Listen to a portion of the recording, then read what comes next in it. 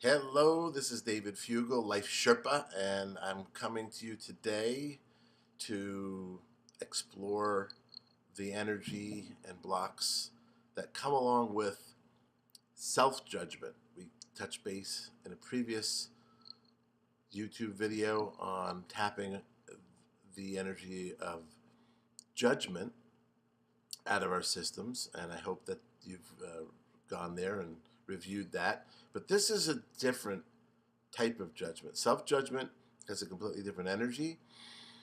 It is all about us and how we have failed and how we continue to fail and how we get paralyzed in those beliefs of not being enough, of being unable to do what it is that we're called upon to do. And in general, we're constantly in that place of self-judgment, that inner critic, or as the Buddhists call it, the monkey mind, is constantly chirping away at us in a very, very derogatory manner. I always like to talk about that self-judgment voice as one that if it was embodied in a different person, we would never be friends with that person. And yet we deal and we live and we hear that voice, that self-judgment on a daily basis, if not an hourly basis, if not a minute-to-minute basis for many, many, many of us. So this is a tapping that we'll do around that self-judgment and how to potentially relieve some of the grip that might have on us. So as always, if you need the diagram, you can find it on my webpage, www.tapintoyourjoy.com, or on my Facebook page, David Fugel Life Sherpa, and the diagram is pinned to the top. So otherwise, just follow along with me, and we always begin by taking a deep breath, and we will tune into our bodies, not our minds. We don't want this to be a thinking process. This is a feeling process. And so what I'm going to do is ask you to come up with the right setup statement for you. I'll throw one out there, and that would be, I'm stuck in this place of judging myself constantly. And that feels so paralyzing. All right, so again, come up with your statement if that one doesn't ring true, or tune into what that statement does for you. 0 to 10, how true do you feel that is? How disruptive is the self-judgment in your life in this moment? Pick that number up. The higher it is, the more true it is, the more it's paralyzing, right? So we're going to go to a karate chop. And you repeat after me. Even though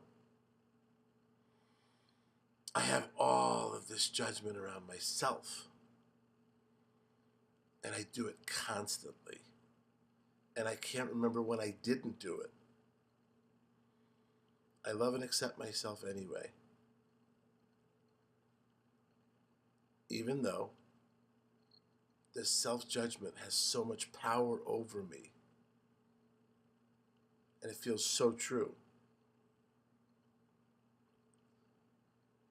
And I am so exhausted carrying the weight of it.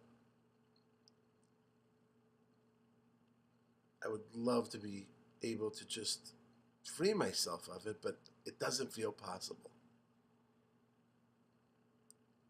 And I honor all that's coming up and all the pain that I inflict upon myself on a regular basis. Even though I am my own worst critic, I don't need anyone else to judge me because I've got all the judgment I could possibly place onto myself.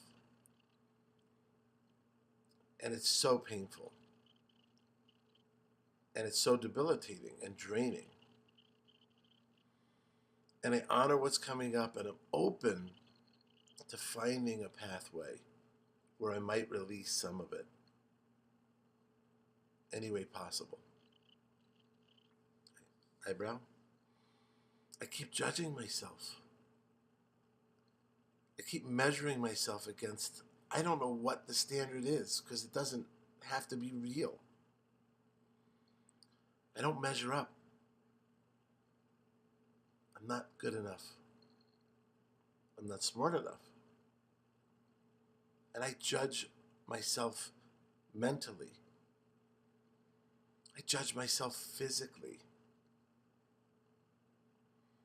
I judge myself emotionally and spiritually. I'm constantly judging myself. I'm constantly looking for ways to criticize myself. The names I call myself are so despicable. I wouldn't tolerate it from anyone else. But I have no control over this, and that's how it feels.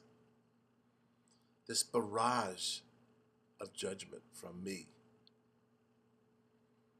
I feel like I've always been judging myself.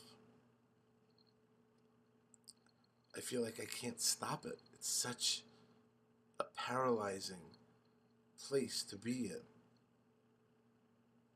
All of this judgment, this heavy judgment, this painful judgment, this debilitating judgment. It hurts so much, but I can't seem to stop it. I can't quiet the critic. And the critic is me. It hurts so much. All of this judgment deflates me. All of this judgment keeps me from being the best that I can be. All this judgment keeps me from putting myself out there. Maybe this judgment keeps me safe.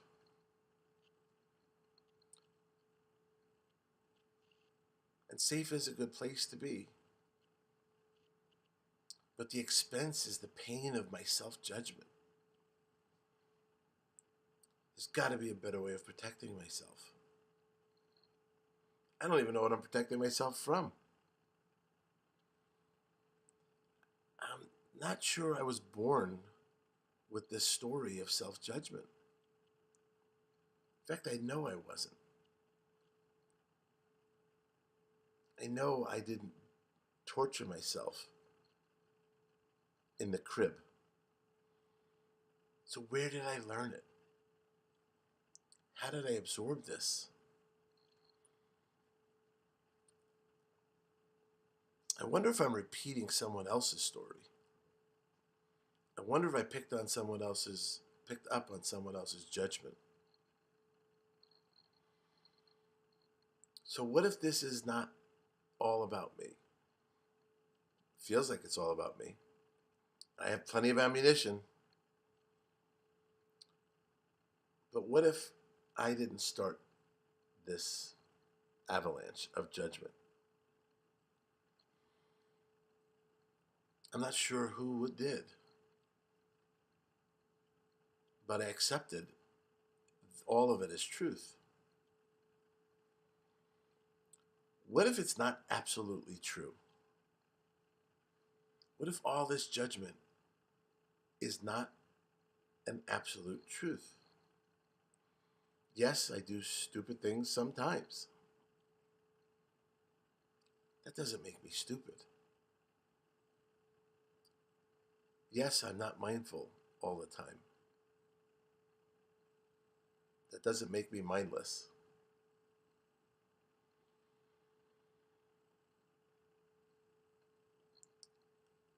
I am not perfect.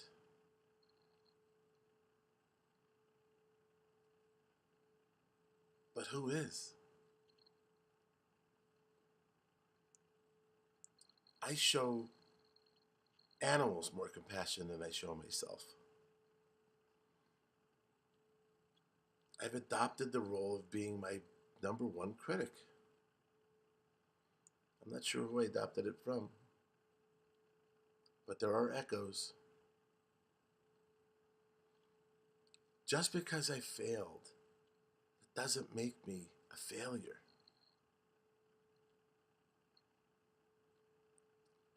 What if I turned all of these mistakes into lessons? What would I judge then? What if I let go of some of these judgments? What if I allow myself to crawl out from under the weight of them? What if I talk back to the judgments? Who deserves that more than me? And if it's a deserving issue, where did I learn that? I deserve to be treated better. I deserve the benefit of the doubt. I can choose to talk back to all of this judgment, self-judgment. I would love to talk back to it. It deflates me when I don't talk back to it. What if I chose to let go of the judgment and tune into some self-compassion? I know that would feel better. I'm just not sure that I can do it constantly. But even a start of it will help to heal me. And that would be nice. The beginning of my healing. Take a deep breath. Blow out. And again, tune in. All the self-judgment. We didn't really tune into our bodies, which we could have. Where are we carrying the self-judgment? I feel it in my shoulders. Absolutely, my neck area. The self-judgment, self-criticism. And I would now tune into it. I've given it a number and tune into it and see if it's worse, better. My neck feels a little tighter. My shoulders feel a little looser. So just be aware of that. And then go into another round. Perhaps use the same script. Start this one over. Or be more positive on the next round if you choose to be. Where are you now with the pain of this self-judgment? How true does it feel? Is there a glimmer of light that can shine into the possibility of you being aware of this pattern and talking back to it? I've called myself names, oh, stupid. And then I immediately now am aware that I've done it. And I say that I'm sorry. I apologize. I actually apologize to myself. Give myself a little hug, you know? It helps. It helps. Anything that you can do to bring self-compassion into your existence is a beautiful thing. It's an absolute gift. And I can say so many kind things about myself if I choose to. So then we start replacing this dialogue with a dialogue that feels better. I'm not great at taking tests, but I have this other strength. I am not super when it comes to numbers, but I have EQ up the wazoo. All of those things that we can start telling ourselves. Or if I get curious about this, I can learn it if I choose to. Anything is possible if I choose to. I haven't chosen to do it yet.